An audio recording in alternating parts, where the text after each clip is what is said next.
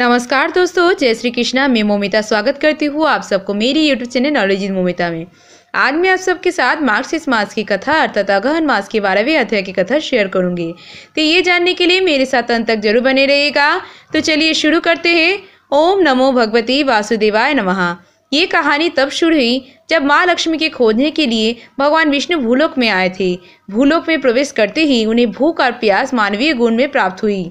भगवान श्रीनिवास ऋषि अगस्त्य के आश्रम में गए और बोले, मुनिवर, मैं एक विशिष्ट मुहिम से भूलोक पे आया हूँ और कलयुग के अंत होने तक यही रहूँगा। मुझे गाय का दूध बहुत पसंद है और मुझे अन्न के रूप में उसकी आवश्यकता है। मैं जानता हूँ आपके पास एक बहुत बड़ी गौशाला है, उसमें बहुत सारी गाय हैं। क्या आप मुझे एक गाय दे सकते हैं? ऋषि अगस्त्य जी हंसे और कहने लगे, स्वामी, मुझे पता है आप श्रीनिवास के मानव स्वरूप में श्री विष्णु हैं। मुझे अत्यंत आनंद है कि इस विश्व के निर्माता और शासक स्वयं मेरे आश्रम में आए हैं। मुझे यही पता है कि आपने मेरी भक्ति की परीक्षा लेने के लिए यह मार्ग अपनाया है। फिर भी स्वामी, मेरी एक शर्त है कि मेरी गौशाला के पवित्र गाय केवल ऐसे व्यक्ति को मिलने चाहिए जो अपनी पत्नी सहित यहाँ आए। मुझे आपको उपहार में गाय देना बहुत अच्छा लगेगा, लेकिन मैं आपको गाय तभी दूंगा जब आप मेरी आश्रम में देवी लक्ष्मी सहित आएंगे। भगवान श्रीनिवास हंसने लगे और बोले, ठीक है मुनिवर, आप जैसा कहते मैं वैसा ही करूंगा। ऐसा कहकर वह वापस चले गए। बाद में भगवान श्रीनिवास ने देवी पद्मावती से विवाह किया। विवाह के कुछ दिन बाद भगवान श्रीनिवास पत्नी सहित ऋषि अगस्त्य जी के आश्रम में आए, लेकिन उस समय ऋषि आश्रम में नहीं थे। भगवान श्रीनिवास ने ऋषि अगस्त्य जी के शिष्य से पूछा कि ऋषि कब आएंगे? तब उनके शिष्य ने पूछा, आप कौन हैं? किस लिए यहाँ पधारे हैं? तब भगवान ने उत्तर दिया, मेरा नाम श्रीनिवास है और यह मेरी पत्नी पद्मावती है।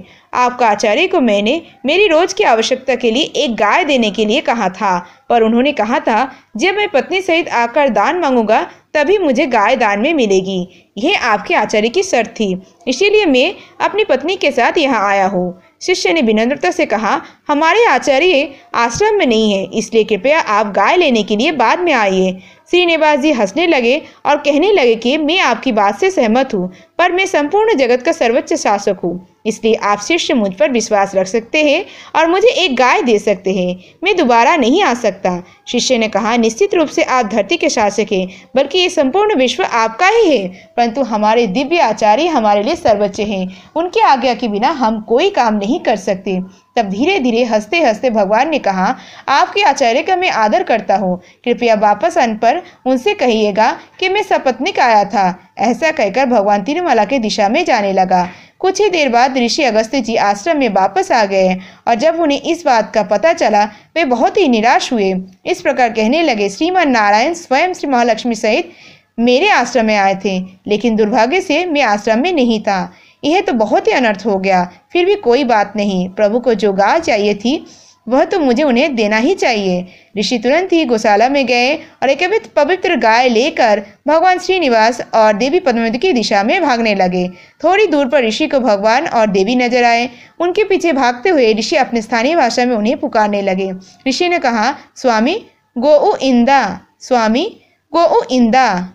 इसका अर्थ था कि स्वामी गाय ले जाइए। कई बार बुलाने के बाद भी जब भगवान ने पीछे मुड़कर नहीं देखा तो मुनि ने अपनी गति बढ़ाई और वह लगातार स्वामी को पुकारे जा रहे थे।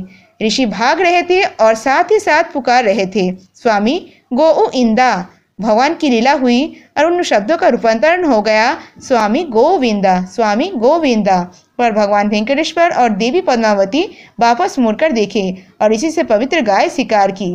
भगवान कहने लगे, मुनिवर, आपने ज्ञात या अज्ञात अवस्था में मेरी सबसे प्रिय नाम गोविंदा का 108 बार बोले हैं। कलयुग के अंत तक ये पवित्र शब्द पहाड़ी में पर मूर्ति के रूप में रहेगा और मैं भूलोक में रहूंगा।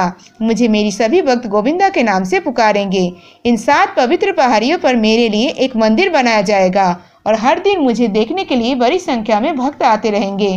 भक्त पहाड़ी पे चढ़ते हुए ये मंदिर में मेरे सामने मुझे गोविंदा नाम से पुकारेंगे। मुनिराज कृपया ध्यान दीजिए, हर समय मुझे इस नाम से पुकारे जाते समय आपको भी याद किया जाएगा, क्योंकि इस प्रेम भरे नाम के कारण आप भी हैं। यदि किसी कारण बस मेरी मंदिर में आने में कोई असहमत रहेगा तो मेरे गोविंदा नाम का स्मरण करेगा, तब भी मैं उसकी सारी आवश्यकता पूरी करूंगा। 7 पहाड़ियों में चढ़ते समय जो गोविंदा नाम पुकारेगा उस श्रद्धालु को मैं मोक्ष दूंगा। इतना कहकर देवी लक्ष्मी सहित भगवान विष्णु वहीं अंतर्धान हो गए। राधे राधे। आज की मार्गशीर्ष माथा के 12वें अध्याय की कथा अगहन मास के 12वें अध्याय की कथा समाप्त हुआ। इसके आगे की वृत्तांत आपको आने वाले वीडियो में मिलेगा। आज की वीडियो अगर अच्छी लगी तो वीडियो को लाइक शेयर, चैनल को सब्सक्राइब जरूर कीजिएगा और सब्सक्राइब के बगल में बेल आइकन दबाना मत भूलिएगा, जिससे आपको आने वाले वीडियो का नोटिफिकेशन जल्द से जल्द मिलेगा। और कमेंट में लिखना मत भूलिएगा वीडियो कैसी लगी। आज के लिए इतना ही, मैं मिलूंगी नेक्स्ट वीडियो में। तब तक के लिए tata bye, thanks for watching. Radhe Radhe, जय श्री कृष्णा।